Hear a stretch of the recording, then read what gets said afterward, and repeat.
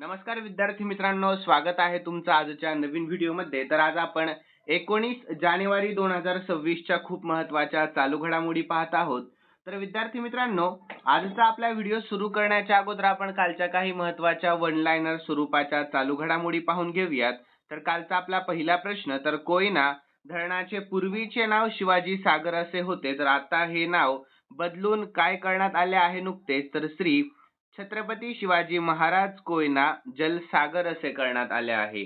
यानंतर राज्यातील 29 महापालिकांच्या निवडणुकीमध्ये सर्वाधिक नगरसेवक कोणत्या पक्षाचे निवडून आले आहेत, तर भाजप यानंतर आपल्या भारतातील पहिले पूर्णपणे कागद विरहित जिल्हा न्यायपालिका कोणत्या राज्यामध्ये स्थापन करण्यात आली आहे, तर केरळ यानंतर पुढील प्रश्न, तर मेघालय उच्च न्यायालयाच्या मुख्य न्यायाधीशपदी कोणाची नियुक्ती करण्यात आली आहे, तर रेवती मोहिते डेरे यांची. यानंतर दरवर्षी धर्मवीर छत्रपती संभाजी महाराज यांचा राज्याभिषेक सोहळा दिवस केव्हा साजरा केला जातो, तर 16 जानेवारी रोजी. यानंतर नीती आयोगाच्या निर्यात सज्जता निर्देशांक 2024 नुसार औद्योगिक आणि निर्यात क्षेत्रामध्ये कोणते राज्य पहिल्या क्रमांकावर आहे, तर आपले महाराष्ट्र राज्य. तर विद्यार्थी मित्रांनो, महिला आणि मुलांच्या सुरक्षेसाठी विशेषतः बालविवाह आणि बाल गर्भारपण रोखण्यासाठी अक्का पाढे नावाची योजना कोणत्या राज्यात सुरू करण्यात आली आहे, तर कर्नाटक यानंतर राजस्थान राज्यातील पहिली पूर्णपणे सेंद्रिय ग्रामपंचायत कोणती बनली आहे, तर बामनवास कंकर पंचायत. यानंतर 14 ते 16 जानेवारी दरम्यान राष्ट्रकुल सभापती आणि पीठासीन अधिकाऱ्यांच्या 28व्या परिषदेचे आयोजन आपल्या भारतामध्ये कोणत्या ठिकाणी करण्यात आले आहे, तर नवी दिल्ली.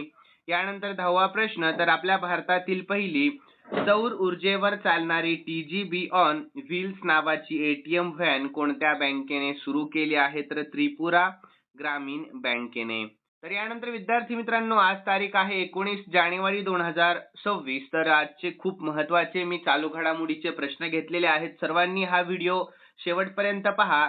तर प्रश्न पाहूया. तर मारिया कोरिना मचाडो यांनी त्यांना 2025 मध्ये मिळालेला शांतता पुरस्कार कोणाला देऊ केला आहे, तर याचे योग्य उत्तर ऑप्शन सी, डोनाल्ड ट्रम्प यांना. कोणाला, तर डोनाल्ड ट्रम्प यांना. तर यानंतर आपण याविषयी महत्त्वाची माहिती पाहून घेऊया. तर विद्यार्थी मित्रांनो, व्हेनेझुएलाच्या विरोधी पक्षनेत्या मारिया कोरिना मचाडो यांनी त्यांना मिळालेल्या 2025 चा नोबेल शांतता पुरस्कार खालीलप्रमाणे समर्पित केला आहे.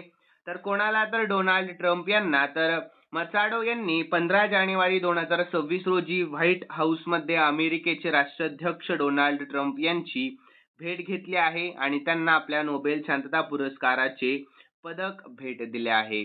तर ट्रम्प यांनी व्हेनेझुएलाच्या स्वातंत्र्यासाठी दिलेल्या निश्चयी पाठिंब्याबद्दल कृतज्ञता म्हणून त्यांनी हे पाऊल उचलले आहे. आणि व्हेनेझुएलाची जनता, तर ऑक्टोबर 2025 मध्ये पुरस्काराची घोषणा झाल्यानंतर त्यांनी हा सन्मान व्हेनेझुएलातील पीडित जनतेला देखील समर्पित केला होता, जे लोकशाहीसाठी लढा देत आहेत.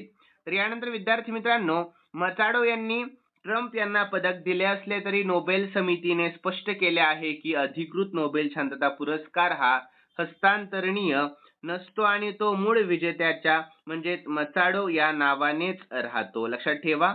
तर विद्यार्थी मित्रांनो, पुढील प्रश्न दुसरा, हा देखील प्रश्न खूप महत्त्वाचा आहे. तर भारत तिबेट सीमा पोलीस म्हणजेच ITBP चे नवीन महासंचालक म्हणून कोणाची नुकतीच नियुक्ती करण्यात आली आहे, तर याचे योग्य उत्तर ऑप्शन सी, शत्रुजीत सिंग कपूर यांची. कोणाची, तर शत्रुजीत सिंग कपूर यांची. तर विद्यार्थी मित्रांनो, भारत तिबेट सीमा पोलीस म्हणजेच ITBP चे नवीन महासंचालक म्हणून वरिष्ठ IPS अधिकारी शत्रुजीत सिंग कपूर यांची नुकतीच नियुक्ती करण्यात आली आहे, ज्यांनी प्रवीण कुमार यांची जागा घेतली, जे आता सीमा सुरक्षा दल म्हणजेच BSF चे प्रमुख बनले आहेत. तर नवीन महासंचालक कोण झाले आहेत, तर शत्रुजीत सिंग कपूर IPS अधिकारी आहेत ते.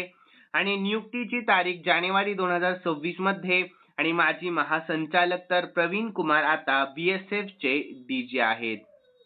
तर विद्यार्थी मित्रांनो, पुढील प्रश्न तिसरा, तर संयुक्त राष्ट्र महासचिव पुरस्कार 2025 नुकताच कोणाला देण्यात आला आहे, तर याचे योग्य उत्तर option A, Major Swati Shanta Kumar यांना. तर विद्यार्थी मित्रांनो, याविषयी शॉर्टमध्ये आपण महत्त्वाची माहिती पाहून घेऊयात. तर संयुक्त राष्ट्र महासचिव पुरस्कार 2025 भारतीय सेनातील मेजर स्वाती शांता कुमार यांना दक्षिण सुदानमधील शांतता मोहिमेमध्ये लैंगिक समानतेसाठी उत्कृष्ट योगदानाबद्दल देण्यात आला आहे.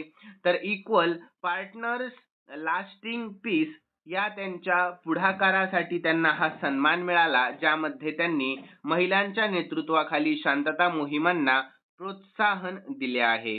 यानंतर चौथा प्रश्न, तर कलकत्ता उच्च न्यायालयाचे नवे मुख्य न्यायाधीशपदी कोणाची नियुक्ती करण्यात आली आहे? तर याचे योग्य उत्तर ऑप्शन बी, न्यायमूर्ती सुजॉय पॉल यांची. कोणाची? तर न्यायमूर्ती सुजॉय पॉल यांची. तर विद्यार्थी मित्रांनो, कलकत्ता उच्च न्यायालयाचे नवे मुख्य न्यायाधीश म्हणून न्यायमूर्ती सुजॉय पॉल यांची नुकतीच नियुक्ती करण्यात आली आहे आणि त्यांनी शपथ घेतली व त्यांनी पूर्वी प्रभारी मुख्य न्यायाधीश म्हणून काम पाहिले होते. तर विद्यार्थी मित्रांनो, पुढील प्रश्न घेण्याच्या अगोदर सर्वांसाठी महत्त्वाची सूचना, तर आपल्या व्हिडिओला हजारो व्ह्यूज जाऊन सुद्धा खूप कमी विद्यार्थी लाईक करतात, म्हणून या व्हिडिओचं लाईकचं टार्गेट मी फक्त 500 लाईक ठेवलेलं आहे. किती? तर फक्त 500 लाईक. तर सर्व विद्यार्थ्यांनी 500 लाईक पूर्ण करण्याचा पुरेपूर प्रयत्न करा. आणि विद्यार्थ्यांनो, स्पेशली मी तुमच्यासाठी शेवटी काल झालेला चालू घडामोडीचा प्रश्न देखील देत असतो. त्याही प्रश्नाचे उत्तर तुम्हाला आपल्या कॉमेंट बॉक्समध्ये सांगायचं आहे. तर चला पुढील प्रश्नाला सुरुवात करूयात. तर यानंतर पाचवा प्रश्न, तर विद्यार्थी मित्रांनो, हा प्रश्न देखील खूप महत्त्वाचा आहे. तर उत्तराखंड उच्च न्यायालयाचे नवीन मुख्य न्यायाधीशपदी नुकतीच कोणाची नियुक्ती करण्यात आली? तर याचे योग्य उत्तर ऑप्शन बी, न्यायमूर्ती मनोज कुमार गुप्ता यांची नुकतीच नियुक्ती करण्यात आली आहे. तर उत्तराखंड उच्च न्यायालयाचे नवीन मुख्य न्यायाधीश म्हणून न्यायमूर्ती मनोज कुमार गुप्ता यांची नुकतीच नियुक्ती करण्यात आली आहे आणि त्यांनी जानेवारी 2026 मध्ये त्यांचा पदभार स्वीकारला आणि त्यांनी न्यायमूर्ती गुहनाथन नरेंदर यांची जागा घेतली आहे आणि ज्यांची नियुक्ती डिसेंबर 2024 मध्ये झाली होती. तर विद्यार्थी मित्रांनो, पुढील प्रश्न 6वा, तर बजाज पुणे ग्रँड टूर 2026 चे ब्रँड अँबॅसेडर म्हणून कोणाची नियुक्ती करण्यात आलेली आहे? तर याचे योग्य उत्तर ऑप्शन सी, महेंद्रसिंग धोनी यांची. कोणाची? तर महेंद्रसिंग धोनी यांची. तर विद्यार्थी मित्रांनो, याविषयी महत्त्वाची माहिती पाहून घेऊयात. तर भारतीय क्रिकेट संघाचा माजी कर्णधार महेंद्रसिंग धोनी याची बजाज पुणे ग्रँड टूर 2026 चा ब्रँड अँबॅसेडर म्हणून नुकतीच नियुक्ती करण्यात आलेली आहे.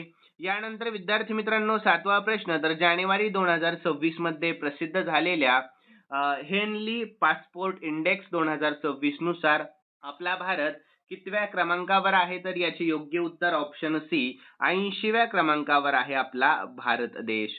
तर विद्यार्थी मित्रांनो, यानंतर शॉर्टमध्ये महत्त्वाची माहिती देखील पाहून घेऊयात आणि महत्त्वाचे मुद्दे देखील पाहूयात आपण. तर जानेवारी 2026 मध्ये प्रसिद्ध झालेल्या हेनली पासपोर्ट इंडेक्स नुसार भारत 80व्या क्रमांकावर आहे, जो मागील वर्षाच्या तुलनेमध्ये सुधारणा दर्शवतो आणि भारतीय नागरिकांना 55 देशांमध्ये व्हिसा मुक्त किंवा व्हिसा ऑन अरायव्हल प्रवेश मिळतो.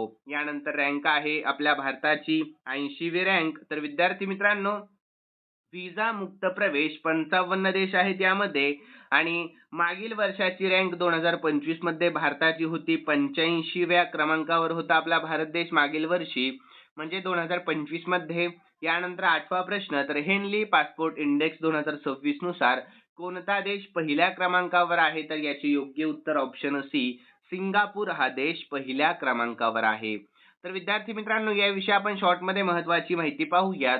तर हेनली पासपोर्ट इंडेक्स 2026 नुसार सिंगापूर जगातील सर्वात शक्तिशाली पासपोर्ट असलेल्या देशांच्या यादीमध्ये पहिल्या क्रमांकावर आहे, ज्याच्या नागरिकांना 192 देशांमध्ये व्हिसा मुक्त प्रवेश मिळतो आणि जपान व दक्षिण कोरिया संयुक्तपणे दुसऱ्या क्रमांकावर आहेत, हेही लक्षात ठेवा.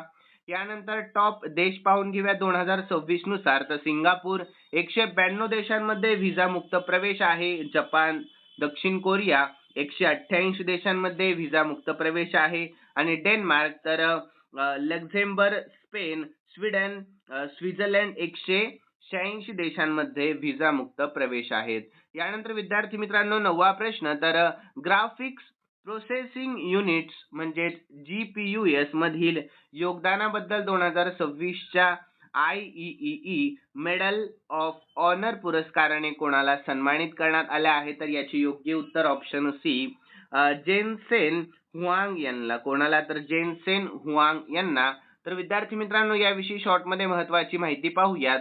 तर ग्राफिक्स प्रोसेसिंग युनिट्स म्हणजे GPUs मधील त्यांच्या महत्त्वपूर्ण योगदानाबद्दल एनव्हिडियाचे संस्थापक आणि CEO जेनसेन हुआंग यांना 2026च्या IEEE मेडल ऑफ ऑनर या पुरस्काराने नुकतेच सन्मानित करण्यात आलेले आहे. यानंतर पुढील प्रश्न आहे 10वा आणि शेवटचा प्रश्न घेतोय. तर विद्यार्थी मित्रांनो, महत्त्वाचा प्रश्न आहे. तर कोणाच्या जन्मदिनानिमित्त 15 जानेवारी रोजी महाराष्ट्रामध्ये महाराष्ट्र राज्य क्रीडा दिवस साजरा केला जात असतो? तर याचे योग्य उत्तर ऑप्शन ए खशाबा जाधव यांच्या. कोणाच्या? तर खशाबा जाधव यांच्या. तर याविषयी महत्त्वाची माहिती पाहूयात. तर आपल्या महाराष्ट्रामध्ये 15 जानेवारी हा दिवस खशाबा दादासाहेब जाधव यांच्या जन्मदिनानिमित्त राज्य क्रीडा दिवस म्हणून साजरा केला जात असतो. तर यानंतर विद्यार्थी मित्रांनो, खशाबा जाधव हे स्वातंत्र्य भारताला वैयक्तिक क्रीडा प्रकारामध्ये म्हणजे कोणत्या? तर कुस्ती या. तर यामध्ये पहिले ऑलिम्पिक पदक 1952 हेल्सिंकी ऑलिम्पिक यामध्ये मिळवून देणारे खेळाडू होते. तर त्यांच्या या ऐतिहासिक कामगिरीच्या सन्मानार्थ महाराष्ट्र सरकारने 2023 पासून हा दिवस राज्य क्रीडा दिवस म्हणून घोषित केलेला आहे. तर विद्यार्थी मित्रांनो, यानंतर खालील प्रश्न मी स्पेशली तुमच्यासाठी ठेवलेला आहे. तर हा प्रश्न आपण काल झालेल्या म्हणजेच मागील झालेल्या चालू घडामोडीमध्ये पाहिला होता. खूप महत्त्वाचा प्रश्न आहे. सर्व विद्यार्थ्यांनी या प्रश्नाचे उत्तर आपल्या कॉमेंटमध्ये कळवायचं आहे. तर प्रश्न पाहून घेऊयात. तर राज्यातील 29 महानगरपालिकांच्या निवडणुकीमध्ये सर्वाधिक नगरसेवक कोणत्या पक्षाचे निवडून आले आहेत? तर सर्व विद्यार्थ्यांनी या प्रश्नाचे उत्तर आपल्या कॉमेंटमध्ये कळवायचं आहे. आणि विद्यार्थी मित्रांनो, तुम्हाला आजचा व्हिडिओ कसा वाटला हे देखील सांगा. आणि जाता जाता सर्वांनी या व्हिडिओला लाईक करा, शेअर करा आणि सबस्क्राईब करायला अजिबात विसरू नका. तर चला आपण भेटूयात नवीन व्हिडिओमध्ये. धन्यवाद.